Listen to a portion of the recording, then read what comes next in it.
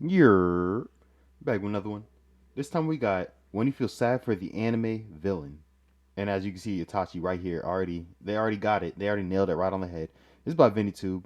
Make sure you like the video. Go ahead, type a comment, preferably not gibberish, because I read those. And subscribe, join the Sad Boy Army. And let's go ahead, get into it. Okay, I have to make sure I didn't accidentally not play. Here we go. 許せ、サスケ。これで最後だ。In a story, sometimes it's the villains who are the most tragic ones. You see, there goes a saying that a good villain knows how to make you hate him, but a great villain is someone who has justified actions and might as well be the hero in some other story. While the saying can be applied to varying degrees of success in anime, I do think it does stick. Mind you, there are quite a few unjustified villains that go the extremes, but there are also some who feel quite sympathetic, especially once you get to know them better. Being sympathetic or not is a subjective topic, so for today, we won't be talking about the most sympathetic villains. On today's list, I'll be listing some of the shonen villains that I personally felt sorry for. Okay, I'm not gonna lie. We gotta show some appreciation for the extra editing they threw in here, because these transitions and these not transitions because it hasn't transitioned to one, but you know what I mean. Like the little this part right. It's still on sound. On today's This list, part right I'll be here. listing some of the That's what I'm shonen talking about. villains Like, that's new. That's nice. That's nice. Even has they name VinnyTube in the back. I just gotta put some respect out for due to that. their backstory, what fates they meet, or just simply the circumstances that they had over the course of the story. This isn't meant to be a villain redemption video, but I can't help but feel bad about some of these guys. Also, as this is a video with heavy ties to villain backstories and developments, there's a lot of spoilers. Expect spoilers, but I'll try not to go into too many details. This is why I mess with VinnyTube. Is none other than Ulquiorra. Deadass don't remember nothing about Ukiora. I need to rewatch Bleach, but it's gonna be a minute because I got a lot to watch. I tried to rewatch Bleach a while ago, and I got so bored. I think I got past the substitute Soul Reaper arc, and then I was just like, yeah, I'm good on this for now.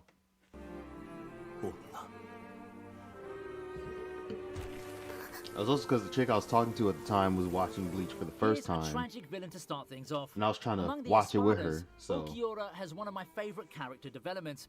What makes Ulquiorra so effective in this role is the fact that this tragedy doesn't come from a backstory like a lot of the Espadas. He doesn't have the sad background as, say, Stark or Anime Haribel. However, he more than makes up for it with how his character gets unraveled through the Hueco Mundo arc. Initially, look at the editing. Amongst the Espada, his stay with Orihime eventually opens to us the emptiness that he really feels. I'm not sure how sympathetic of a character Ulquiorra can be when it comes to the typical Bleach viewer, but his curiosity about understanding human emotions and the human heart make for a dramatic journey to follow. His fixation with Ichigo and Orihime stem from that very real desire to understand humans, to comprehend the power of emotions they held within. And just as he's on the road to redemption, that door gets promptly shut on him. It's just a perfect way to end what I feel is one of the most hype fights in that arc. Up next, it's so unfair. He's born evil. Like, he can't help it. Diaper and bib. You gotta respect Senior Pink. That's a man right there. I don't know though. Once she passed, I'm going back to wearing suits. Is she passed? Is she still alive? I don't think she's still alive. Despite his sunglasses and his girl gang who insist he's hard-boiled, which I assume is the reason why he's such a hit with the ladies, it's impossible to take this big-bellied man-child seriously at first. But it turns out, the story behind that ridiculous outfit isn't just serious, it's seriously sad. Senor Pink's clownish appearance is a tribute to his dead son, one that he puts on for his wife, Russian. With their relationship already strained by their son's death, Russian leaves Pink upon finding out that he's a pirate and not a banker as he claimed to be. She's then involved in an accident and ends up in a vegetative state. A shattered Pink visits her in hospital every day. One day, on impulse, he puts on a baby bonnet to coax a smile out of her. To his great surprise, he succeeds. And that's the beginning of his transformation. A man brave enough to be ridiculed by all for the smallest reward and the briefest moment of happiness has our respect. It's also crazy. Like, he was so enamored with going to see his wife in the hospital. He didn't even want to turn and be like, hey, Y'all know I'm a Doflamingo pirate, right? And then they would all shut up like, oh, like that. Just they do not want to mess with Doflamingo or Don Quixote pirate. Oh yeah, Zeref was sad, bro. Man, he just wanted knowledge. Zeref is up next in our rogues gallery of tragic shonen villains. Curiosity kill the cat is what I'd use to describe Zeref's downfall. In this world, there are some things that we're not meant to know, and Zeref just had to have the curiosity to deal with life itself. It led to a curse, one that would begin his downward spiral. Zeref for me is a character whose reputation precedes the truth about him. For most of the series, he's been billed as this super villain, the ultimate dark wizard who would end the world, something like that. So I was excited to see him finally confront the heroes quite early on in the series, only to have my expectations subverted. Heck, if anything, it was Acnologia who fits the bill of the evil destroyer more. Oh yeah. As the story of Fairy Tail unfolds, Zeref's since become a death seeker looking for atonement in his endless trudge across the world. Various legends that tell of his evil have indeed been born, but beyond all these scary tales lies a broken man. I mean, seeing everyone you ever cared for die will take a toll on anyone, and that includes one of the most powerful wizards in the world. Bruh, I don't know why, but Acnologia didn't feel built up enough. Like he just felt more like, oh, he showed up in the middle at the when like just set off the time skip. They're like, oh, that was weird. That was a dragon.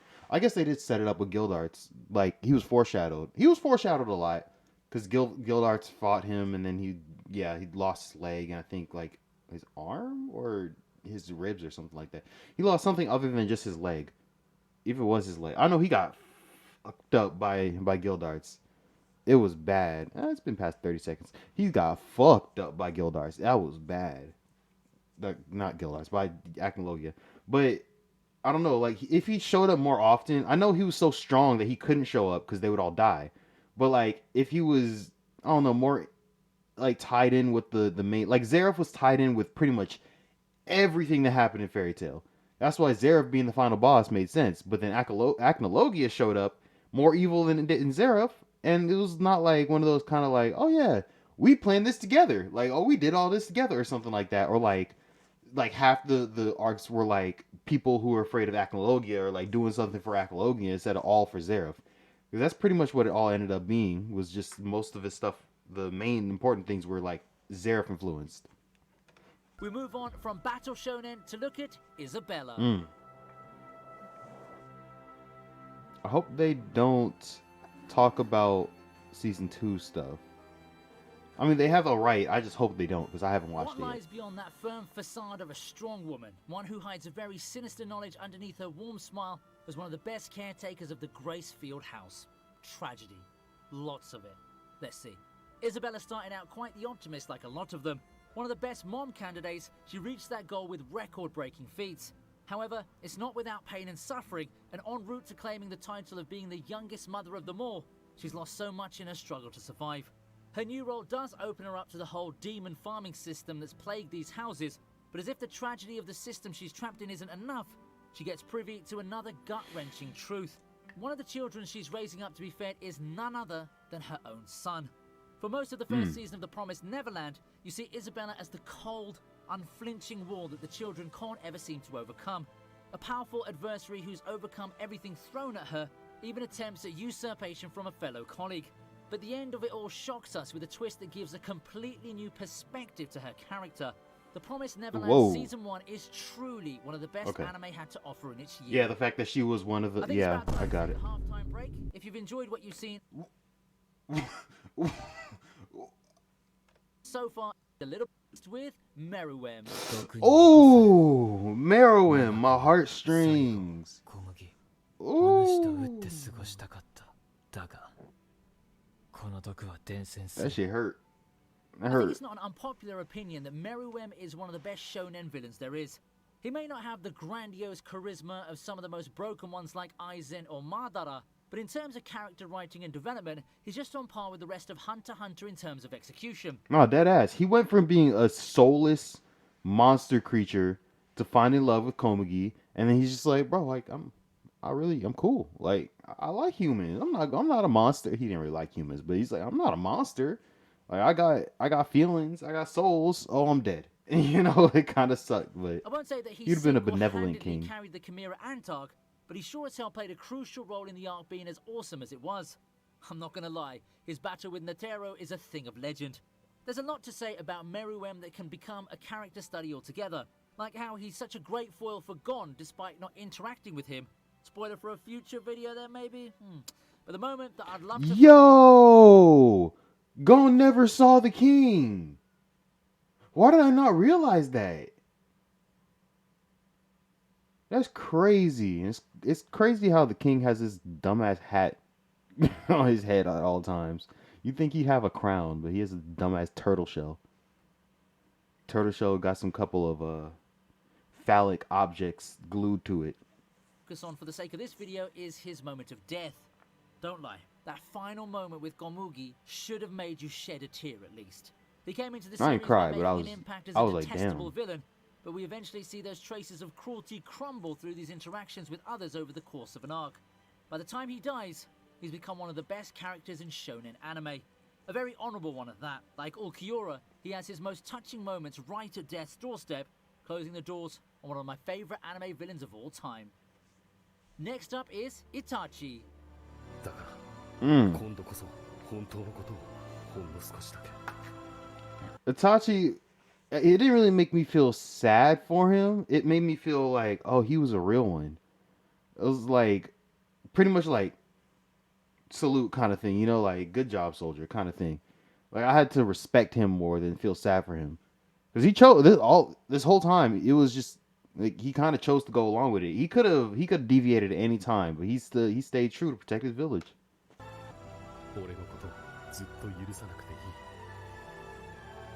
お前がこれからどうな It's る like when you know a soldier going to war, you're not feeling sorry for them. You're just like you're a real one. Like I respect you. I expect this to be the most polarizing character that I picked for this list. Much has been said about Itachi or the... I mean, I agree how you could feel sad because it's like it's really messed up how his whole life was he's forced to be a bad guy for the sake of others, but he chose it. Like that's the role some people have to do. See, if you don't choose that, then that's different. That's completely different. But if you choose it, it's like I respect you for that. Uchihas in general. Trust me, for those of you who weren't around back then, the discussion on Itachi's actions were a remarkable sight. I'd say it's on par with a lot of ship wars or political discussions in terms of intensity. So was Itachi a tragic hero all along? Was his role in the whole massacre completely justified? Personally, I'm leaning towards no. But I do think that what's come out of his actions is nothing short of tragic, and it's through those effects that I feel bad for him. While he may have done some reprehensible things, he's proof that things aren't as black and white as they're typically presented. Heck, his actions drove a little edgy brother to a whole path of revenge, when the true story would quickly shatter Sasuke's very purpose for pursuing revenge. Yep. And he had to carry that burden with him all throughout his run in the show. He know all what to the while do. engaging in confrontations against Sasuke and fighting for his life. You can say what you want, but the amount of emotional baggage Itachi had to carry was pretty insane. The revelation of the truth in his final sacrifice makes his fight against Sasuke even more dramatic, and it's quickly become one of my favorites ever since it first aired. Following Itachi, we have Sasuke was just Shigaraki. broken. Ooh, I actually watched this. Shigaraki's backstory wasn't as it wasn't as crazy as I thought. Like, yeah, his power was dangerous, crazy, but I thought it was going to be more tragic than it was. He really is just like poor and he just grew into being bad because of that. Like, okay, I can see that. It's still sad, yeah, but I thought it would be much worse. Like he was abused or something, and he refused to. Like he was a good soul in general, and then refused to use his power or whatever, and he was beat by his father or something because his father didn't have that power. And he's like, "Oh, you're gonna do the blah blah blah," and then he killed his father or something like that. Or his father was a hero or something like that. I don't know. I was expecting a little something else. I'm still like cool with it.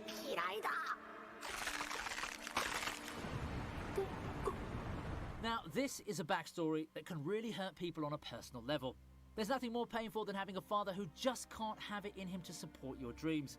As a child, that's some emotional scars that you just don't recover from, which makes the whole Shigaraki thing even more of a tragedy. We could have had a hero with such an overpowered ability if only he had the proper emotional support that a child desperately needed from a father. But alas, it wasn't meant to be. And watching Shigaraki's whole story unfold was something that severely tugged at my heartstrings. More than sadness for the poor aspiring hero, there was the sense of frustration, a sense of anger at the father who was the reason for the child to grow into the diabolical Shigaraki that we all know today. In the name of anger and bitterness at the world, Shigaraki has done a lot of unforgivable deeds. When you think about it, can you blame him for the path to villainy? When it's the That's exactly what I'm saying. Like, I don't blame him. I don't really feel sad for him because it's like, I really don't blame him, honestly. His dad was a piece of trash. I was actually kind of happy to see his dad get killed, but, I'm not a monster. I promise y'all, I'm not a monster. But, Shigaraki's guys who managed to justified. show the most empathy and understanding towards him. Attack on Titan is about to wrap up, and it's about time that we paid more tribute to it to close this list. ライナすまないお前は本当は戦士に選ばれるはずじゃなかったのに俺がお前を持ち上げたり弟を貶めたりして軍に印象操作したんだ Reiner's the textbook example of sanity slippage in Attack on Titan. We all know him for the big reveal he made to Eren, but by that time, he'd already gone off way into the deep end. It's the journey that I really want to focus on here, and it's on a road. Honestly, that was pretty cool. Like, I did not expect it to actually be Reiner. And then when you go back and look and see he was in the season before, he was about to, and then reveal he was the Titan, and then Bertolt was like, whoa, wait. It was like, oh, let's see how this plays out first. You can always just real quick, and you don't have to do it now. We can probably see if something happens. So that was a cool like foreshadowing thing that I didn't even notice the first time I watched. But like, I don't know, it was going back. YouTube is like wonderful. I'm gonna be honest. I'll be watching these documentary type videos where people will be talking about like, oh yeah, this cool stuff that we missed it. Those kind of things. Not like Easter egg videos, but documentaries is just like breaking down cool things, mostly for video games, but you know what I mean. Filled with nothing but That was sorrow. off topic, I The know. once idealistic kid would find all of that crushed under the pressures of life. It's a long story to get where he is now, but I had nothing but sympathy for what he had to go through in his youth and as the main story starts rolling. Who knew that all the while he'd been hiding everything to exude a reliable big brother image to his supposed friends? Personally speaking, I can imagine few things that could be as emotionally taxing as that. A traitor who has all idealism sapped out of him and to put on a front as one of the most trustworthy characters that these young bloods can ask for. It's just spectacular. I'm sure that amongst the notable characters in Attack on Titan, Reiner would not be topping a list of people's favourite or best character lists. There are just so many candidates to compete with, each with their own stories of triumph and despair to tell. However, I think that among those, I find Reiner one of the most tragic ones out there. And that wraps up my list of villains that you just can't help. Alright, cool. That was a good ass list. I'll be honest. Is that person who spoils it all down here? Is he? Yeah, here he is. So wait. Did you miss some? Was it not 10? Am I tripping? Oh, it wasn't 10. Okay. So Ukiora, I mean Ukiora is like Senior Pink, it was pretty sad, but it was just it was like a respect thing again. It was also respect. Zeref definitely sad. Isabella definitely sad. Miriam definitely oh my god. I mean, I wasn't sad for him per se, but yeah. Yeah. Itachi, respect, just straight up respect. Shigaraki, that's sadness and like deserve. No, not sadness. That's deserved. Deserved. Expected. Expect is the word I was looking for. Reiner, I wouldn't even say that's sad either. Honestly, I don't really agree with most of this list, but I respect most of this list, if that makes sense. So I'm gonna get out of here. I hope y'all enjoy. Like, comment, subscribe, and I'm out. Peace.